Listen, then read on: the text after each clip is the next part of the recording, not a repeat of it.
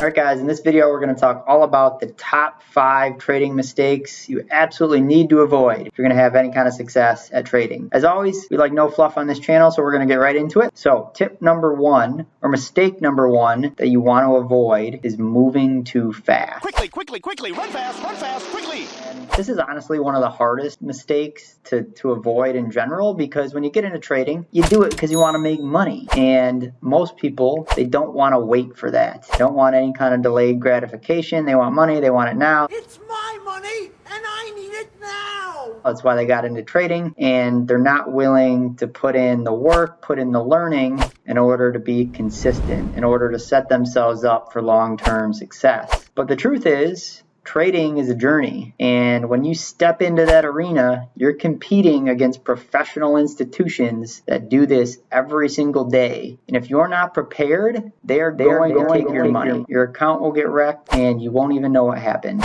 It doesn't have to be that way. So it's not meant to scare anybody or think, oh no, don't trade, because you can have a ton of success. You can make really good money trading, or at least meaningful money, enough money to pay bills, to cover your mortgage, to make a career out of if you want to. But if you try to go too quickly with it, if you try to skip steps, if you get in there before you don't really know what you're doing, it's probably not going to end well for you. And it really just comes down to committing to a process of learning first. As an example of this, every single student in my mentorship, what we take them through is a system that looks like this. First, it's about understanding.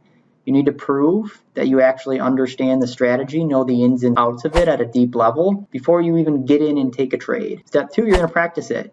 We're going to work you through a practice phase where you go through and prove that you're consistent in practice before you ever move on to live money. And then even when you're at live money, you should be starting small first, because practice is not the same as having real skin in the game. There's different emotions involved. We got to test your patience, your discipline. And if you skip those steps, odds are you're going to make a large mistake. You may not even know what that mistake was until after you've lost the money. Call that trading tuition. It's something that a lot of people pay, but you don't have to pay it if you just stick with the steps and take it one step at a time. Make sure you're not moving too quickly, because the truth is you can do it for the rest of your life if you do it well. So there's no rush to make sure you get in before you're ready. Make sure you're doing it the right way. And that is absolutely mistake number 1, is trying to move too fast, mostly out of temptation and greed, for being honest. Number 2 is flying by the seat of your pants. So literally just getting in there and doing whatever random thing you think is a good idea on that particular day. And this is a new trader mistake. You're a noob. That is pretty common. What's the hot thing on that day? What's on the Reddit board? What did you hear from some Discord channel? What are you trying to copy today? All of those things set you up for failure. And the best traders won't fly by the seat of their pants. They will go in with a plan each and every day. And that plan is going to be specific. That plan is going to set them up in a position where they may only be looking for 1 or 2 opportunities and very specific setups that will trigger them to have a trade. That means on any given day, you should go in, know exactly what you're going to trade, know exactly the areas where you're looking for a setup, have alerts set around those areas, know exactly what your specific setup looks like once those areas are hit. You're either going to get that setup or you're not, but you're not going to chase something else. And that kind of specific criteria around a plan is going to put you in a position for success. And it's going to take a lot of the emotion out of it, because when you break it down into that kind of plan with those kind of specifics, then you're not going to end up doing random things based on emotion. It's either you have your trade based on your plan, or you don't have your trade based on your plan. And you don't need to have every trade. You just need to have the ones that meet your criteria. So that's mistake number 2, is literally getting in there and doing whatever random thing you think is good on that particular day. Mistake number 3 is thinking that more trades equals more money. And this is something I see a lot with traders, especially new traders that have smaller accounts, because what they recognize is that, hey, I'm starting small, but I still have relatively big money goals. And they think that by trading more often, it's going to allow them to hit those money goals faster. And there couldn't be anything further from the truth. Here's the truth. The market doesn't care how many trades you want to take. Doesn't care how much money you want to make. Quality opportunities are quality opportunities, and there are not that many of them on any given day. If you're trying to find more than that, you're probably just trading based on what you want to happen and not what is actually there. And this creates problems for you. When you start growing, you'll recognize that you don't need a ton of trades to be successful.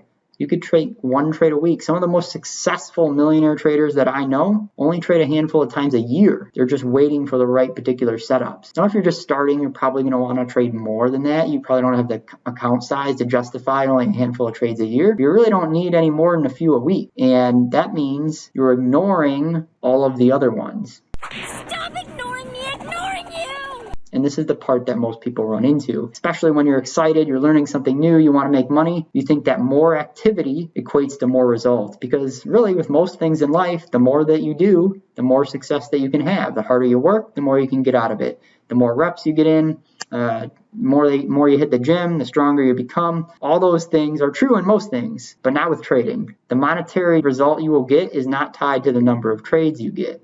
It's going to be tied to your patience, your discipline, your strategy, the reward to risk that you have on any given trade. But the number of trades you take probably isn't going to be a major factor unless you're running some kind of algorithm bot that does it for you, which good luck finding one of those that really does well in all conditions. Okay, but if you're doing this on your own and this is a skill set that you want to learn, just know that less is more when it comes to trading. That's mistake number 3, is thinking that more trades equals more results. Mistake number 4 is not pre-setting targets. And this is absolutely one of the best things you can do if you're a new trader, is having your targets preset. And what I mean by that is making sure that before you even enter a trade, you know exactly where you're going to take profit and where you're going to stop out for a loss. If you don't do those things, you're going to let emotion come into play. You're going to question your decision. You're going to question what the candles are doing. You're going to question whether you're right, whether you're wrong, whether you should get out now, whether you should get out later, whether you should adjust your style. All of those things set you up for failure. If you preset your targets, you should be able to do that before you enter a trade. You know exactly where you're going to take profit, know exactly where you're going to stop out for a loss, and you should stick to that particular plan that you've created. If you do those things, it will take I shouldn't say all of the emotion out of it, but it'll take a lot of the emotion out of it, because you're not guessing now. You already have that preset, and if it doesn't work, you know it's a strategy problem and not an emotional problem. So preset your targets. Avoid the mistake of trying to guess once you're in a trade, because it sets you up for failure.